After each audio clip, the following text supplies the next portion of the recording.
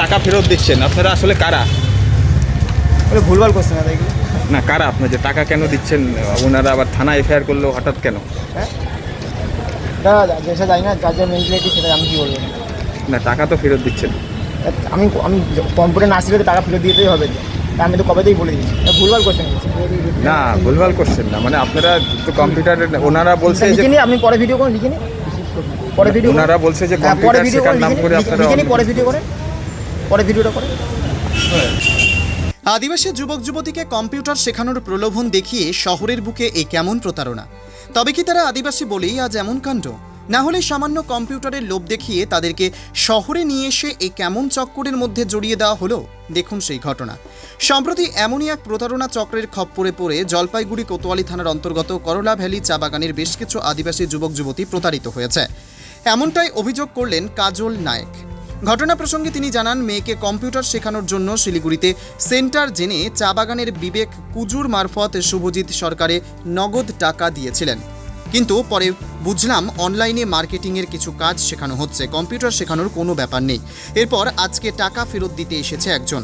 অপরদিকে এই প্রতারণা চক্রের থেকে অর্থ ফেরত সহ তদন্তের জন্য কোতোয়ালি থানায় অভিযোগ জমা হয়েছিল বলে জানান সিটু সংগঠনের অমিত দাস। জানান, এর পরিবারের পক্ষ থেকে কোতোয়ালি থানায় অভিযোগ করার পাশাপাশি আমাদের কাছে সাহায্য সহযোগিতা চেয়েছিল। সেই কারণেই আজকে ভুয়ো কম্পিউটার সেন্টারের একজন প্রতিনিধি টাকা ফেরত দিতে এসেছে। আগামীতে অন্যান্য সকল প্রতারিতদের অর্থ যাতে ফেরত পায় সেদিকে নজর থাকবে আমাদের। জলপাইগুড়ি থেকে সানি রায়ের রিপোর্ট, HPR নিউজ। বললাম দিদি আপনার কি নাম? আমার নাম কাজল নাইক। হ্যাঁ কাজল নাইক, কাজল নাইক। হ্যাঁ। কোথায় বাড়ি? করলাবিলি চা বাগান। কাকে কি টাকা দিয়েছিলেন আপনি? আমি কম্পিউটার শেখার জন্য বিবেক কুজুরের হাতে ক্যাশ টাকা দিয়েছিলাম। ও দিয়েছে সুরজিৎ সর্দারকে। কে ওনারা কারা? উনি হচ্ছেন কলকাতাবাসী, কিন্তু আমাদের এখানে মাসলাই বাড়িতে ভাড়া থাকে। কম্পিউটার শেখাবে এর জন্য টাকা নিয়েছিল? হ্যাঁ, কি বলেছিল? কম্পিউটার শেখানোর জন্য। কিন্তু আমি যা দেখলাম আর কি, কম্পিউটার তো সেরকম হয় নাই। অনলাইন ক্লাস করাইছে মার্কেটিং নিয়ে। কোন জায়গায় সেটা সেন্টার ছিল? সেটা শিলিগুড়িতে, আর অনলাইন করাই তো মোবাইলে। বাড়ি মানে যে টাকা নিয়েছে তাদের বাড়ি কোথায়? কলকাতায়। কলকাতা। হুম, আপনাদের কি বলেছিল, কি শেখাবে? কম্পিউটার শেখানোর জন্য কত টাকা দিয়েছিল? 12,000 টাকা। একবারে কেন দিলেন 12,000? সিট বুকিং করার জন্য 2,000 টাকা চাইছে আগে, তারপরে আরও 10,000 দিছি আমি। আমি ভাবলাম যে আমার মেয়ে, তারপরে কি হলো যে আপনি টাকা ফেরত নিচ্ছেন? যেটা কম্পিউটার শেখানোর জন্য আমি টাকা দিয়েছিলাম, সেই কম্পিউটারটা শেখানো যাচ্ছে না, এখানে শেখানো হচ্ছে না। ওই জন্য আমি ফেরত চাচ্ছি টাকাটা। এখন কি দিচ্ছে যে নিয়েছিল? হ্যাঁ, দিবে বলছে। এখন তো দিচ্ছে ও এখন টাকা। পর্যন্ত দেয় নাই হাতে, এখনই কিন্তু দিবে বলছে। তো ভালো, এই যে টাকাটা ফেরত পায় কি বলবো? টাকাটা ফেরত পাওয়া গেলে আর কি বলবো, আর কিছু বলার নাই। এই ধরনের কাজে কি আর হাতে পা দেবেন? না, ভুল করে টাকা দিয়ে দিছি, আর এরকম করবো না আমি কোনোদিন। কার জন্য দিয়েছিলেন? আপনার মেয়ে? হ্যাঁ, মেয়ের জন্য দিয়েছিলাম। মেয়ে কোন ক্লাসে? 11।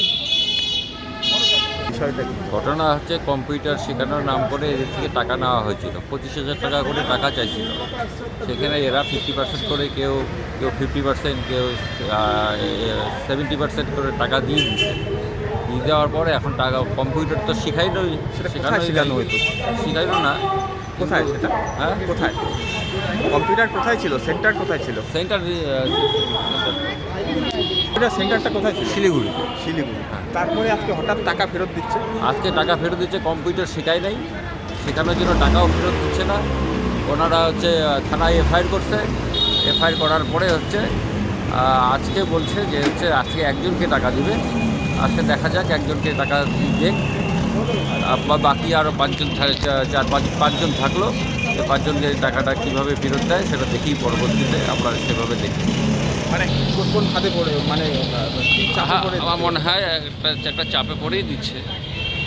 মানে আজকে একজনের টাকা ফেরত দেবে? আজকে একজনের টাকা দেবে, কোন 12,000 টাকা ফেরত দেবে। কোম্পানির নামটা জানা আছে আপনার? হ্যাঁ, কোন কম্পিউটার কোন জায়গায় শিল্প? আর আপনার নাম আর পরিচয়? হ্যাঁ, আপনার নাম আর পরিচয়? আমি হচ্ছে অমিত দাস, CI2 ওয়ার্কিং কমিটির সদস্য। মানে আপনাদের মারফত কি টাকাটা আজকে দিবে?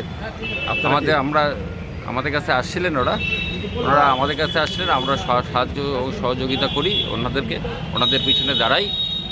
এবং হচ্ছে আমাদের হচ্ছে সহযোগিতাতে ওরা এটা পাচ্ছে। বাকিদেরও কি বাকিদের ওটাও আমরা আমাদের